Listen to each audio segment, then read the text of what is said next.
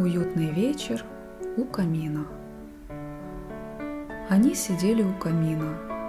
Женщина, ее мужчина. Дышали вместе в унисон, сердечный осязая звон. И наслаждались разговором, пьянящим, сладостным ликером. Мечтали о блаженных днях, неиссякаемых, сверкающих огнях. И вместе было им спокойно, на уровне, и все достойно. В глазах горели огоньки, друг другу были так близки. А угольки красиво тлели, у камина все сидели, и вместе было им тепло, уютно, на душе светло.